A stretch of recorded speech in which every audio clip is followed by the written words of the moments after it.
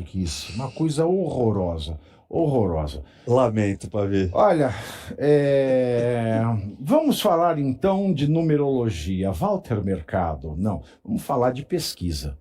Né? Na nova pesquisa da Real Time Big Data e dos bastidores do poder em Brasília, vamos falar disso.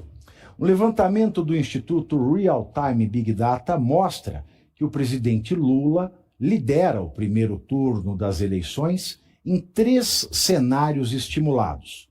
Em todos os 3, o senador Flávio Bolsonaro aparece na segunda colocação.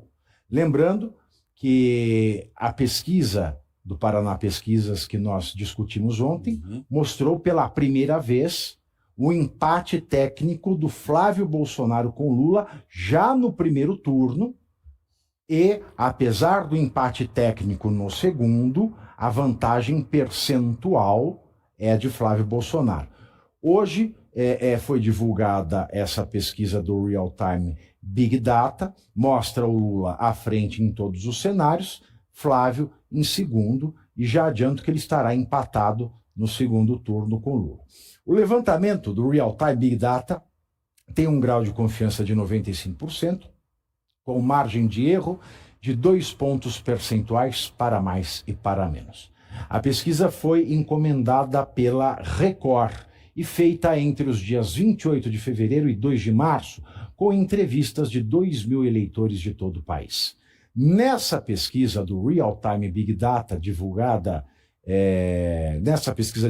hoje, vale lembrar o seguinte, que em fevereiro, a pesquisa desse mesmo instituto, né, colocava Lula no primeiro turno com 39% das intenções de voto. Nesta de hoje, divulgada hoje, Lula mantém os mesmos 39% das intenções de voto. Já o Flávio Bolsonaro, em fevereiro, tinha 30%. E agora, nesta, divulgada hoje, Flávio Bolsonaro tem 32% das intenções de voto num cenário em que ele concorre com o Ratinho Júnior, do PSD. Se o candidato do Kassab, ao invés do Ratinho Júnior, for o Ronaldo Caiado, o Lula, ele mantém o patamar, mas o Flávio Bolsonaro, ele cresce mais um pouco.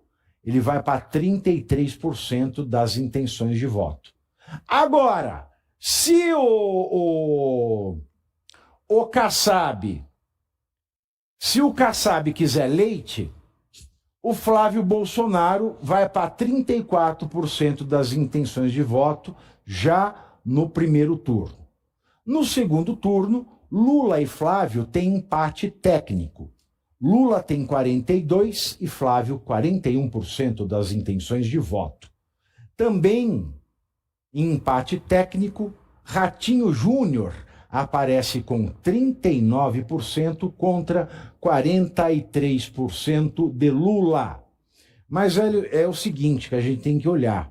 Enquanto o empate técnico da disputa entre o Flávio e o Lula possibilita a vitória do Flávio com 41%, 42% ou 43% dos votos, bem como a de Lula com 40%, 41%, 42%, 43% ou 44% dos votos, o empate técnico entre o Lula e o Ratinho Júnior não implica em ganho em nenhuma hipótese para o Ratinho Júnior.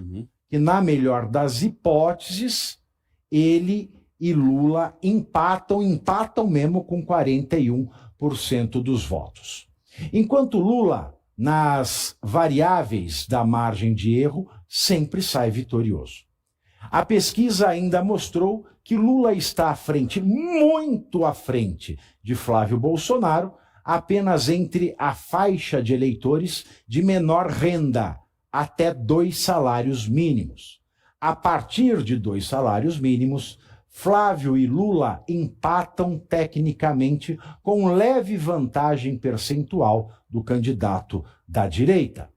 Quanto às regiões do Brasil, Lula perde para Flávio apenas no Sul, mas ganha no Nordeste com o dobro das intenções de voto.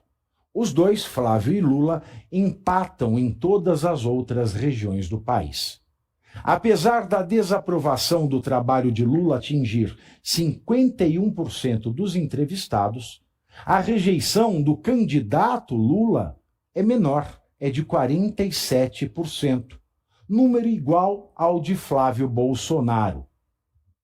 A pesquisa mostra que Lula tem 35% de eleitores fiéis, 16% de eleitores potenciais e 2% de eleitores que não o conhecem. Eu quero saber quem são esses eleitores. Eles estão aonde? Né? Ou seja, o Lula tem um potencial para conquistar 53% dos eleitores. Da mesma maneira, Flávio tem 22% de eleitores cativos, 22% de eleitores potenciais e Flávio é desconhecido por 9% do eleitorado. Por fim, Ratinho Júnior, única outra alternativa viável a Lula, apesar de 5% de eleitores fiéis e de uma rejeição de 36%, Ratinho Júnior tem 38% de eleitores potenciais e é desconhecido de 21% do eleitorado.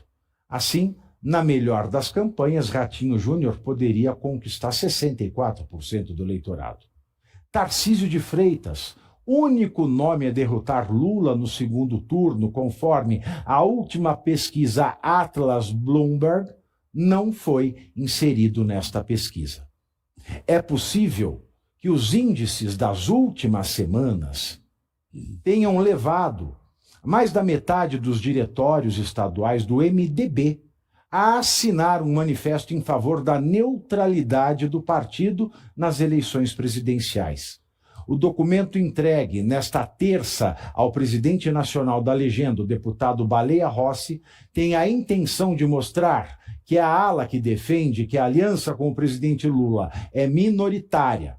Os petistas têm falado abertamente em oferecer a vaga de vice-presidente ao MDB, como forma de ampliar a aliança para a reeleição e reforçar o aceno ao centro político, como ocorreu com a escolha do ex-governador de São Paulo, Geraldo Alckmin, para o cargo.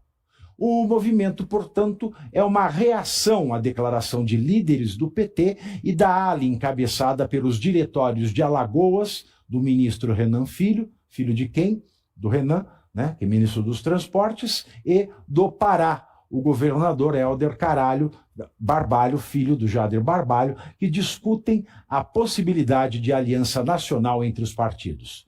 Helder Barbalho e Renan Filho, de quem do Renan, são cotados para ocupar a vaga de vice-presidente, conforme o próprio ministro petista Camilo Santana, da Educação, admitiu em entrevista à Folha de São Paulo. O manifesto contra a Aliança Nacional com o PT é assinado pelos presidentes da Fundação Ulisses Guimarães e dos diretórios do MDB de 16 estados, incluindo São Paulo, que é comandado por Baleia. Também endossam o texto 3 vices-governadores que assumirão o governo até abril e vão concorrer à reeleição: Vilela, em Goiás, Gabriel Souza, no Rio Grande do Sul, e Ricardo Ferraço, no Espírito Santo. Amém. O trio rejeita o alinhamento ao PT em seus estados. São signatários ainda os prefeitos de 2 das 5 capitais governadas pelo MDB, Ricardo Nunes, de São Paulo, e Sebastião Melo, de Porto Alegre.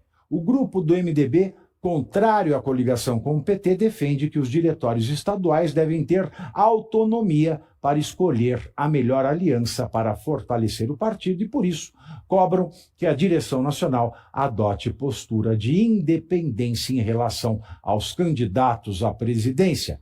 Cada seção estadual ficaria, assim, livre para apoiar quem melhor representar os interesses locais.